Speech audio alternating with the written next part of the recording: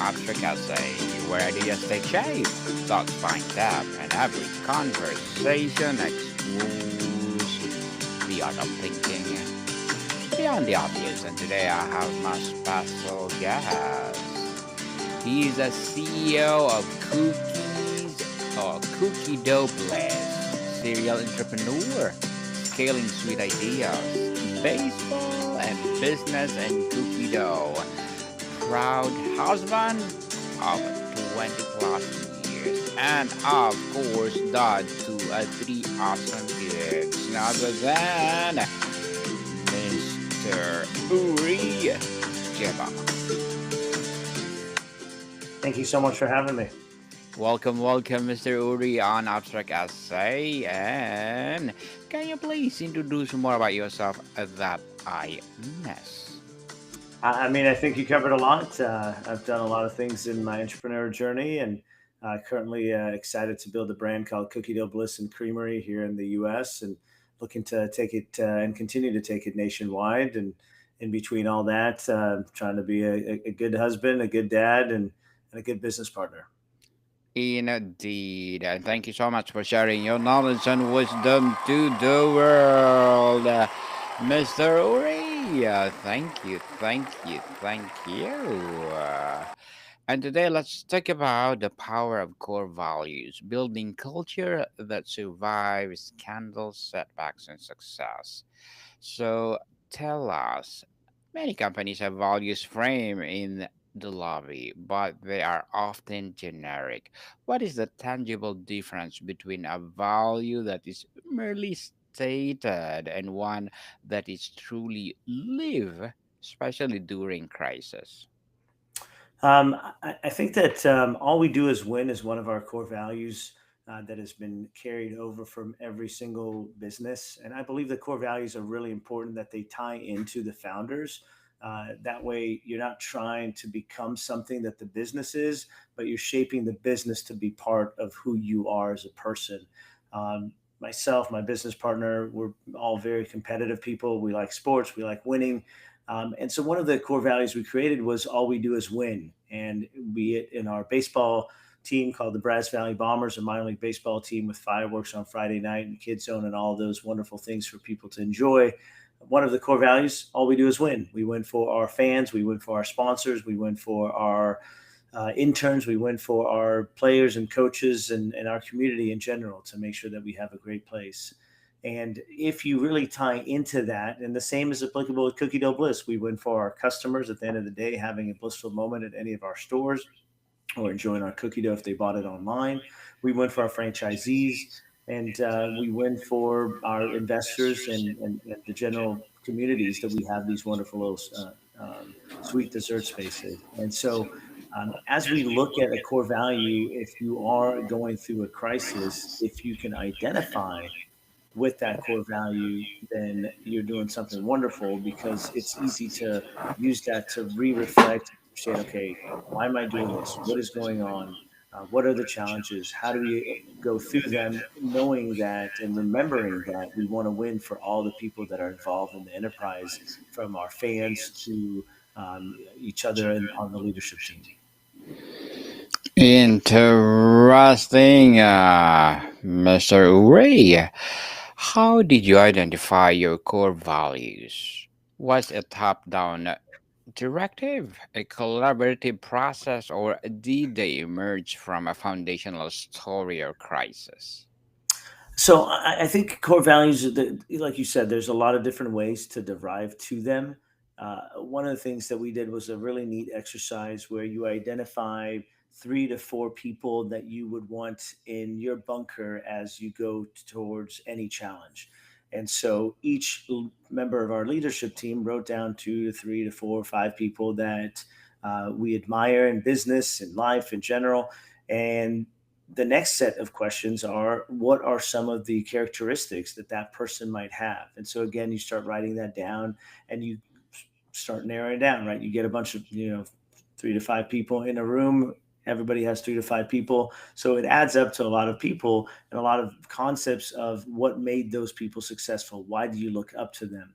And then once you've identified those traits, then you start narrowing it down into groups, that those groups slowly define the values that you're gravitating towards building, and values that you feel you have as a person, or that your partners have, or the rest of your leadership team might have.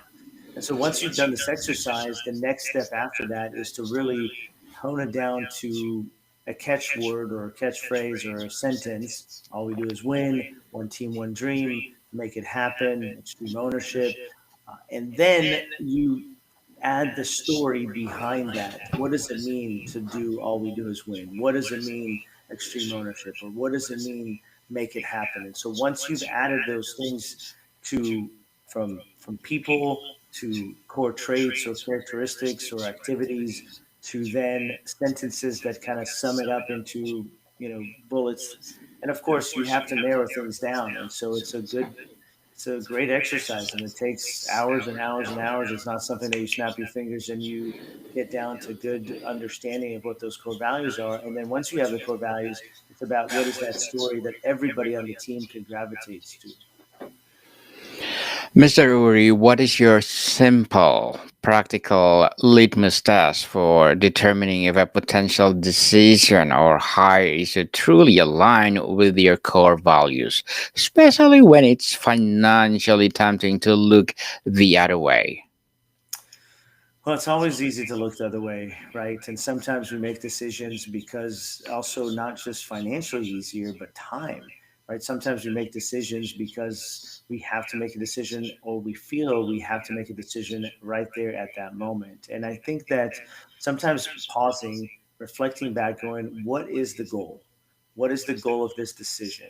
And by taking that moment to pause for a moment and understand, okay, what is the goal? What is the goal in this decision, both short term, long term? What is the short term gain versus the long term gain? What is the understanding of this goal from a relationship? Is this going to benefit this relationship, or can we diffuse the situation instead? And so then, when you remember what the goal is of the conversation or the situation that you're in, you can rely on your core values because you've paused for a moment to reflect, what is the goal? How do we achieve this goal using those things that we believe are important to us, which are our core values? And then you take those elements and it's much easier. I think the key factors is, what is the goal, and then taking the time to pause for a moment and reflect before acting upon that decision that needs to be made. Mr. Uri, strong values can sometimes limit short term opportunities. How do you reconcile the potential short term cost with the long term cultural benefit? It's hiring and firing, like you mentioned in the first question about this. It's really tough if you hire people that don't believe in your values. If you get investors or other folks involved in the business that aren't aligned, because if there's no alignment, it's really tough to get to that goal. Because my goal is going to be different than your goal, or your goal is going to be different than another person on the team's goal, and so I think that understanding that there are people who can be aligned very quickly, and if they understand why you do what you do, and they understand the value behind it, and they are working towards a common finish line that you're trying to achieve in business, sometimes that business line doesn't have to be years in the future. Sometimes it can be immediate and have that short term benefit. So I think it's combining the understanding of what is the goal with your values towards coming up with something that can solve short-term problems as well as long-term problems, so that you're not having to always have the long-term gratitude or the long-term timelines to achieve those things. Interesting, Mr. Uri. So, how do you move from simply telling new hires about your values to actively embedding them from day one? What specific ritual or practice you use? So one of the things we try to do is at meetings, when we start or finish a meeting, is maybe share a core value story that happened to any current employee. So if it's a group huddle, we talk about, an example of an experience that happened that ties into one of the core values. Another example that we do is we try to finish our meetings when we do a huddle, kind of like sports teams wrap up their huddle, one, two, three, go. One, two, three, and end with one of the core values. So all we do is win, one team, one dream, make it happen. And so I think that talking about the core values on a regular basis, when you're doing course correction, with a staff member, again using that same concept of having that conversation about, hey, this isn't really all we do is win. This is going to be really tough for our customer to win if you're on your phone when you're sitting there at the counter. You're not really winning. Or make it happen when a customer comes in and they really want a certain flavor, and you have it in the back, but you're just like, we don't have it. Right, really coaching them up and saying, hey, we make it happen for our customers to make sure that they have a blissful moment right there and then. And so, really tying into each one of those core values on a regular daily basis so they're not just a sticky note on the wall. Indeed, not sticking only on the wall. So, Mr. Uri, what is the big difference of bliss from Baskin Robbins? Great. Good question. There's Baskin Straight from Robbins. the heart. Yeah, straight from the heart. There's Baskin Robbins. There's Cold Stone Creamery. There's Marble Slab. There's lots of ice cream places. I think the difference of why our product and our experience is so great is the team. It's the staff, and they are the ones that get the 5-star reviews. It's the atmosphere. It's the great music that is curated that we have at these locations. It's the fun signs. We have a bunch of neon signs in the store that are fun for people to take pictures with. It's more of an Instagrammable experience. One of the things that we're trying to elevate our brand and being a little different in the dessert space is it's a place that you want to come back to because the staff is so friendly. And the reason the staff is so friendly is because we hire based on personality, not based on skill set. We're trying to make sure that they are bubbly and excited and welcoming when you walk into any of the stores across the country, and relaying that culture, that value of, hey, if your dog ate your homework, your boyfriend, your girlfriend broke up with you before you came to work, that stays behind that rainbow that's called when you walk into work. Leave that stuff behind. Try to remember that people are coming in to have that memory, to have that great moment. And so the dessert, I love our desserts. They're amazing. It's cookie dough and ice cream. You come into the store, you choose from 16 different flavors of cookie dough. We range from 8 to 16 flavors of ice cream. You mix and match. You get a scoop of cookie dough. My daughter's favorite, for example, is Biscoff cookie dough with strawberry cheesecake ice cream, and some toppings on. We have unlimited toppings, which is also some of the things that our competitors don't have. They nickel and dime you on some of those things, and so that 40-degree cookie dough with the texture and the 12-degree ice cream melting in your mouth. That's the blissful moment that we strive to have with a bubbly staff that's really smiling, with good music and a good place that you want to keep coming back. That would be the difference, I think, in Cookie Dough Bliss and Creamery versus some of those other brands. Mr. Uri, do you think in the near future you will expand in terms of products? Absolutely. So we constantly add more. We have limited time offers of different flavors. We have seasonal flavors of cookie dough. We have seasonal flavors of ice cream. We have our signature shakes, which are fantastic. We've recently launched dirty sodas, so you can also get a great soda when you're there. One of our locations has added coffee. We're always trying to innovate and make sure that this is your dessert spot. This is where you want to go to have your dessert, be it better cookies or cookie dough or the ice cream or any of the other wonderful treats that we have at the stores. We even have cookie dough for puppies. So we have puppy dough for dogs. So always trying to innovate, add a new flavor, add a new product to make sure that the dessert spot is right there for you to come and come back frequently. How about expanding all over the world? Do you have do you have that mission or vision? One day at a time. I think we want to be focused on the U.S. just from a production and distribution of the cookie dough and ice cream to make sure that it's a great standard across the board. I think once we get to about 100, 150 locations, that will be the time to start looking at nationwide. Our goal in the U.S. is we believe we can have a couple thousand locations, but worldwide that number can be even greater. I think there's people who love cookie dough all over the world, be it in Southeast Asia, or in Australia, or in the Middle East. I think that cookie dough is something that can unite the world in a nice, peaceful way. That's the dessert that loves you back, and gives you that big smile. And so, from our perspective, first the U.S. Let's get a stronger foot. We have 27 locations that have been sold. 6 are open. 6 are under construction. So we're looking to double before the end of this 2025 year. And then, hey, see if we can double again or triple again next year and get to a critical mass in the U.S. and then start exploring international expansion. Mr. Uri, nowadays that obesity is rising higher. Do you think that your products is not contribute to this phenomenon? There's always a cheat day when you're on a diet. There's always a moment to take a date or a kid out for a wonderful evening. We try to make sure we have reasonable portions that are not insane and are about that exercise or supersize. But there's that moment for your soul that's just as important as the calories that you eat or the amount of sugars that you have on a daily basis. And look, it's exercise is definitely a key factor. Diet is a key factor.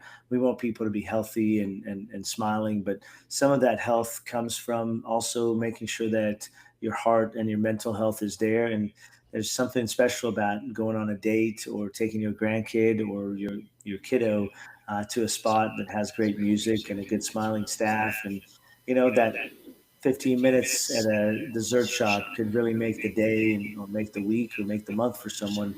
And so that's where we stand, is to help and complement the rest of the 360 of a human being from exercise and diet.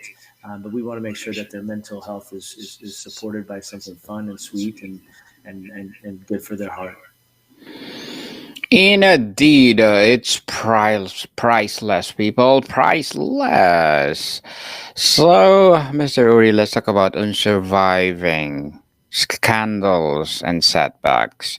When a scandal or major setback hits a company values and truly tested, how do Lee values provide a playbook for navigating the chaos and making reparations? Well, fortunately, Cookie Dough Bliss and Creamery, knock on wood for now, crises have not joined our fray.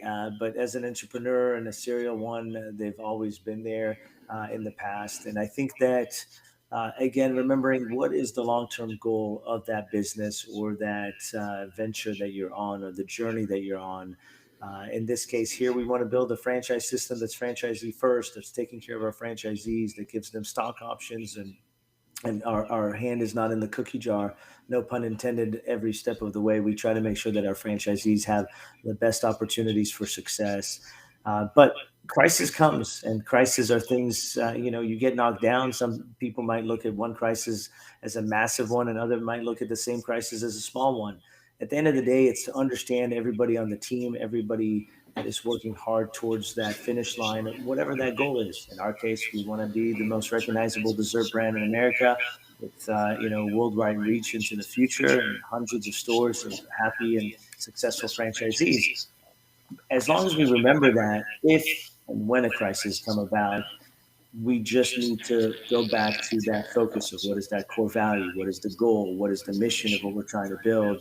And I've had the opportunity to tackle that in minor league baseball. I've had the opportunity to tackle that in my website design and development, the digital agency that I built as my first business. And so it's just remembering the goal and why you're working so hard and what you're trying to achieve that helps you get through that crisis, and knowing and remembering, okay, this is why we do this. This is why we wake up and put on, our pink colors and our pretty logo and get out of bed and try to be better every day.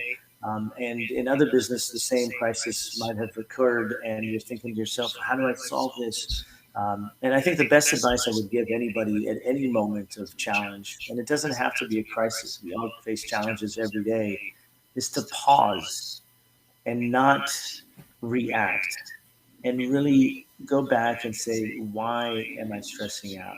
Why is this going on? What are the root causes for it? What is our goal as an organization, and how do we tackle it moving forward, knowing that we have these great values that we believe in as a team? Very well said, Mr. Uri. Very well said. And navigating success and growth. Success often brings rapid growth and new hires. What is your protective strategy to prevent the cultural delusion of your core values as you scale? It's really hard. The bigger you are, the harder it is to keep everybody on the front lines to remember why we do what we do. What are those core values? What is our mission and vision, and what we're trying to achieve? And I think that the key is to make sure that those values live in the interview, that you ask questions. Give me examples of here's our core value. This is what it means to us. Give me an example in your career or your path or your history that fits that core value. It's having conversations about that on a daily, on a weekly basis with your team, and then hoping that your team continues to get it down to the next person, on the totem line, that's making sure that the customer has a great experience. And remembering that when you're making the cookie dough, or when you're mopping the floor, or when you're scooping and smiling, or when you're selling a catering event or a trailer event, that we're here to create memories worth repeating. At the end of the day, you go back to, why does Cookie Dough Bliss exist? It's to create memories worth repeating, and hopefully blissful moments at that. And so, as long as we keep remembering why we do what we do, which is create blissful moments, then it's easier to pass it to the next person, and then making sure that everybody tells their coworkers and their friends and their peers and their underlings, hey, remember, this is why we do what we do. This is, we're going the extra mile. We're going to be unreasonable about how we make sure that these blissful moments happen. And so, again, living, talking about it, remembering the goal, the vision, and with that, the values, is kind of, as long as they are alive, it's much easier to pass them down to the next person. Mr. Uri, as the company grows and the market changes, how do you know when a core values need to be re-examined or evolved versus when it needs to be defended as a non-negotiable? I mean, I don't know that if you set out the core values in a way that are not specific to a product.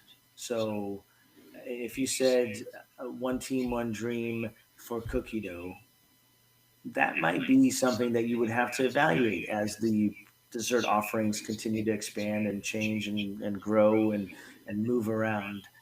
If you said one team, one dream about pumpkin spice, well, that's very seasonal, and that obviously would have to do. So if you build your core values at the beginning, at the offset, that are more global to the activities that you're doing, right? We're creating blissful moments for people. That moment can be with ice cream, with cookie dough, with with cake pop like you're displaying right now, with a donut, with a, who knows, with a dirty soda, a milkshake. And so remembering that, and so creating the core values in a way that are transferable for dozens of years, I think is the key. Because if your core values constantly change, it is a very difficult task to defend them. It's a very difficult task to train the staff. It's difficult to keep up with what is going on and what is changing. So I think the exercise to create the core values is so important, and starts at the beginning, and not, you don't rush it. You actually spend the time to build the right core values so that everybody is aligned. And then you always work hard to defend them, because there's not really a need to change them. Mr. Uri, before we wrap up our discussion for today, I'm inviting you to please do listen to my other podcast, people. My other podcast, because my Abstract Essay is already in fifth season, Abstract Poetry in second season, my Book 101 review in fifth season too, Comedy 101 second season, my Food 101 in fifth season as well, Geography 101 in fourth season, and my Baby Podcast, Law 101, and Mental Health 101, Love Letters in fourth season, as well as my Movie 101 review, and Music 101, and Science 101, and Sex 101 in its first season. Please listen to them wherever you listen your podcast. So, Mr. Uri, if your organizations were to disappear tomorrow, what would you want its legacy to be, based solely on your cultural impact that it on the people who work there? I think the biggest takeaway I would want is for people to realize that you can build a franchise system where franchisees can win. I think there's so many franchise systems out there that are so focused on the franchisor and not the franchisee. And I would hope that people would remember that we were trying to make a change in the industry of franchising, specifically in the quick serve dessert space, but in general with the concept that franchisees can win. It doesn't have to be about the franchisor. We can make a great collaborating team between the franchisee and franchisor, which just means there's that many more successful entrepreneurs out there. So that would be my hope, that we made a mark and an impact on the world of franchising and entrepreneurship. And obviously, a lot of smiles across the world with cookie dough and ice cream. Definitely. And Mr. Uri, if you compare your ice cream to gelato, what is the big difference? You know, you can't go wrong with gelato. You can't go wrong with ice cream. I think as a family, we visited Italy, and we had to stop at a gelato store at least twice or three times a day. I think the ice cream is fantastic. The collaboration of flavors that we have, the dozens of different combinations between cookie dough and ice cream. I think that's the key between the ice cream that we have. It's a little colder. Gelato is typically at 40 degrees Fahrenheit. Obviously, I'm talking about Fahrenheit, not Celsius. I used to know all the Celsius, but now just Fahrenheit. So, a little bit above freezing is gelato, below freezing is ice cream. And I think the temperature difference is so important when you're enjoying the cookie dough, which is above freezing, and the ice cream that's below freezing. And that's why, I would take our ice cream with our cookie dough as the dessert that wins. Indeed. How about cookie dough ice cream to Haagen-Dazs? Well, Haagen-Dazs is a great brand. I don't know if they're franchise. I know that they have stores, and I know that they have the opportunity to buy it at the grocery store. Obviously, their ice cream is phenomenal. Our ice cream is great, high premium, produce that make both our ice cream and their ice cream. So, nothing but great compliments to Haagen-Dazs and all the great desserts out there. I think we just try to make sure that people have a great experience at our store when they're having it. And that's what we're trying to distinguish our dessert brand, is having a great experience, from music, from uh, taking great pictures for Instagram or TikTok videos, and then, of course, the dessert itself. Mr. Uri Geva, thank you so much for sharing your knowledge and wisdom to the world. Hoping for more and more empowering business like this to come. So, can you please invite our listeners to support your business, your advocacy, or whatever projects that you're doing right now? Yeah, absolutely. We'd love it if people went to cookiedoughbliss.com. They can buy cookie dough right on the website, obviously US only at the moment. And they can learn more about how to become a franchisee of Cookie Dough Bliss. We're looking for franchises across the US. And if anyone's interested in starting a business, we'd love to get them involved with our journey. Yes, I hope you were gonna expand to Canada. Hoping for that. Yes, people, let's support Mr. Uri Geva, because if you support him, for sure, more and more empowering business like this to come. So, Mr. Uri, thank you so much for your time. Thank you so much for having me. Again, it's cookiedoughbliss.com. Appreciate it. Modicon people, see you soon.